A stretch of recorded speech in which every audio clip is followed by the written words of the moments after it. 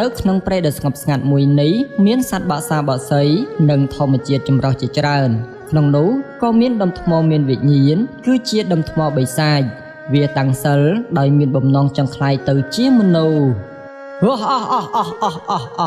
យើងតាំងសិលរាប់សិបឆ្នាំមកហើយខ្វះតែ2ឆ្នាំទៀតតែប៉ុណ្ណោះយើងនឹងក្លាយទៅជាមនុស្សហើយក្រឡេកមើលគ្រូពេទ្យឯណែវិញគេបានដើររកថ្នាំនៅក្នុងព្រៃហេតុអ្វីក៏ព្រៃនៅម្ដុំនេះមិនសម្បូរដើមថ្នាំដូចជាការលំមុនអញ្ចឹងមិនបានទេយើងត្រូវតែចូលទៅក្នុងព្រៃជ្រៅជាងនេះបើមិនអញ្ចឹងថ្ងៃនេះយើងរកថ្នាំមិនបានឡើយនៅខណៈពេលនោះគេបានឃើញស្មៅមួយយ៉ាងដែលជាថ្នាំពិសេសហើយគេក៏បានដកស្មៅនោះដាក់ក្នុងកន្ត្រកបន្ទាប់មកគេក៏បានដេកក្បែរដុំថ្មបិសាចប៉ុន្តែគេមិនដឹងឡើយថាដុំថ្មនេះគឺជាដុំថ្មបិសាចឡើយអាយ៉ាពេលនេះមានមនុស្សដេកលើយើងតែមិនអីទីឲ្យគេដេកចោះយើងមិនធ្វើបាបគេឡើយ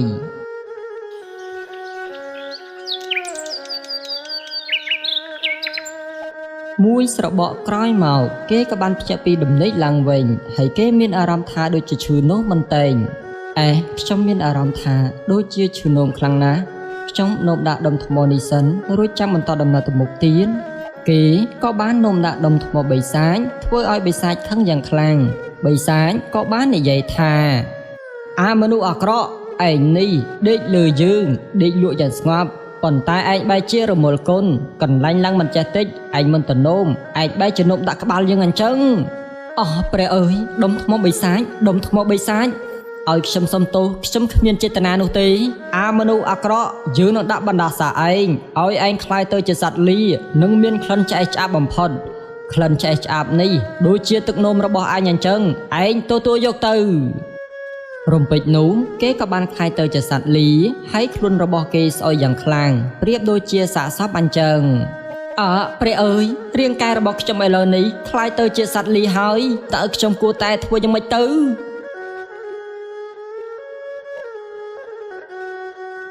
ព្រះជាម្ចាស់អើយហេតុអ្វីបានជារឿងចង្រៃបែបនេះកើតមកលើរូបខ្ញុំអញ្ចឹងពេលនេះខ្ញុំគួរតែធ្វើយ៉ាងម៉េចទៅខ្ញុំពិតជាពិបាកចិត្តណាស់លុះសត្វលាធ្វើដំណើរមិនយូរប៉ុន្មានគេក៏បានមកដល់ភូមិហើយក្លិនស្អីនឹងមិនក៏ស្អុយម្លេះក្លិនផោមក៏មិនស្អីដល់ថ្នាក់នឹងដែរណែលបងមើលទៅសត្វលានោះទៅវាកំពុងតែដើរសំណើមរយយ៉ាងហើយខ្ញុំគិតថាក្លិនស្អុយទាំងនេះច្បាស់ជាចេញពីខ្លួនវាហើយមើលទៅពុតមែនហើយមិនក៏ស្អុយខ្លាំងម្លេះជីតិចវាជាសត្វចង្រៃទៅមិនបានទេប្អូនយើងត្រូវតែបណ្ដេញវាចេញពីភូមិមិនឲ្យវាចូលមកក្នុងភូមិយើងជាដាច់ខាតមែនហើយលបងមែនហើយយើងឆាប់ដេញវាចេញទៅស្ដាប់ខ្ញុំសិនអ្នកទាំងអស់គ្នាមិនដូចអ្វីដែលអ្នកទាំងអស់គ្នាគិតនោះទេខ្ញុំមិនមែនជាសត្វចង្រៃឡើយព្រះអើយសត្វលាចិនយាយអីក្លិនមាត់វាក៏ស្អុយទៀតខ្ញុំប៊ីតែនឹងថត់បង្ហាំស្លាំម្ដងបងប្អូនឆាប់បណ្ដេញអាសត្វចង្រៃនេះចេញពីភូមិទៅដោយការខ្វះពិចារណាអ្នកភូមិក៏បានយកដុំថ្មឬក៏ដំបងវាយឬក៏គប់ទៅលើសត្វលីធ្វើឲ្យគេឈឺចាប់យ៉ាងខ្លាំងដោយទ្រាំនឹងការឈឺចាប់មិនបានសត្វលាក៏បានត្រឡប់មករស់នៅក្នុងព្រៃតែម្នាក់ឯងគេមិនហ៊ានចូលស្រុកភូមិទៀតឡើយ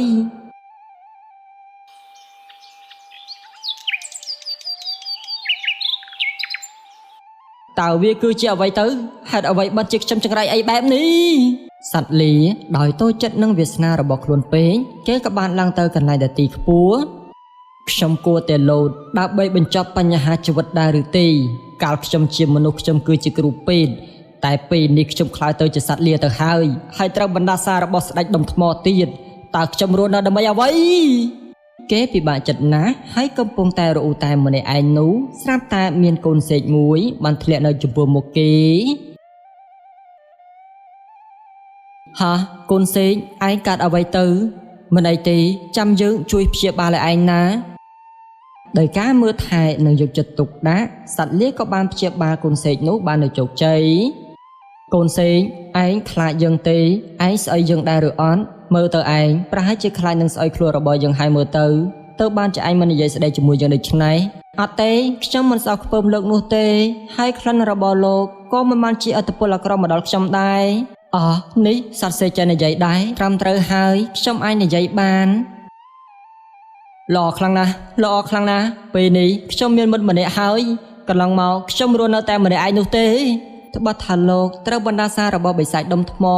ប៉ុន្តែលោកគឺជាមនុស្សចិត្តល្អខ្លាំងណាស់លោកបានជួយសង្គ្រោះជីវិតរបស់ខ្ញុំ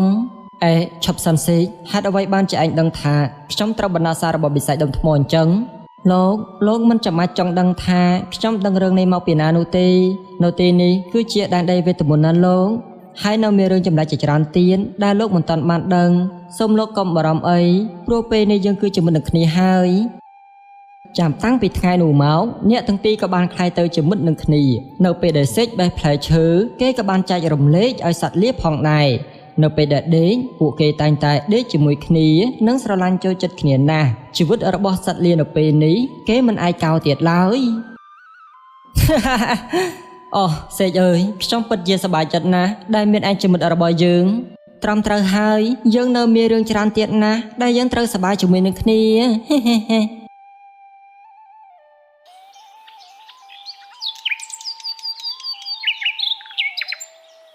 ច្រើនសប្តាហ៍បានកន្លងផុតទៅនៅពេលមួយនោះគេមិនបានឃើញសត្វសេកឡើយទោះបីជាសត្វលាស្វែងរកយ៉ាងណាក៏មិនឃើញដែរសត្វសេកតើពេលនេះឯងនៅឯណាទៅឯងកុំនិយាយថាឯងទៅចោលយើងហើយណាយើងមិនអាចខ្វះឯងបានឡើយសត្វសេកតើពេលនេះឯងនៅឯណាទៅពេលនោះគេបានឃើញកូនសេកវាបានដេកស្លាប់បាត់ទៅហើយដោយសារតែសត្វពស់ចឹងសេកដល់កំសត់អើយហេតុអ្វីបានជាឯងស្លាប់សត្វពស់ហេតុអ្វីបានជាឯងសម្លាប់មិត្តរបស់យើងអញ្ចឹង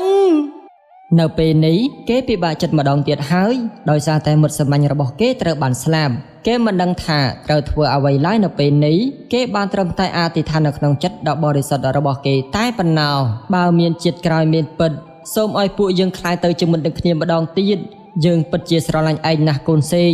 យើងសូមអធិដ្ឋានសូមឲ្យឯងទៅកាន់សុគតិភពផងចោះនៅខណៈពេលនោះស្រាប់តែមានទេវតាមួយអង្គបានបង្ហាញខ្លួនចេញមក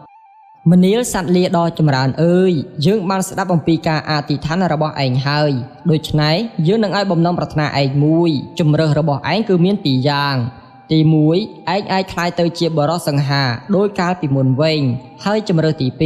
ឯងអាចសុំឲ្យមិត្តរបស់ឯងរស់ឡើងវិញបានប៉ុន្តែបំណងប្រាថ្នានេះសុំបានតែមួយប៉ុណ្ណោះតើនេះគឺជាការពិតទេលោកទេវតាយើងគឺជាទេវតាយើងនិយាយនេះគឺជាការពិតឯងឆាប់សុំប្រាថ្នាភ្លាមទៅព្រោះថាយើងគ្មានពេលវេលាច្រើននោះទេសត្វលាគេបានគិតមួយសន្ទុះ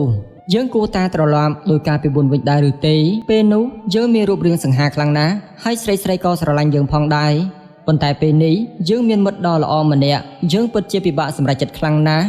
បាទលោកទេវតាខ្ញុំសូមប្រាថ្នាឲ្យមិត្តរបស់ខ្ញុំរស់ឡើងវិញព្រោះមានតែគេម្នាក់គត់ដែលមិនបោះបង់ខ្ញុំចំណែកឯមនុស្សដទៃវិញគេមិនចង់ឃើញឬក៏ចង់ក្បែរខ្ញុំឡើយបានបំណងប្រាថ្នារបស់ឯងនឹងបានសម្រេច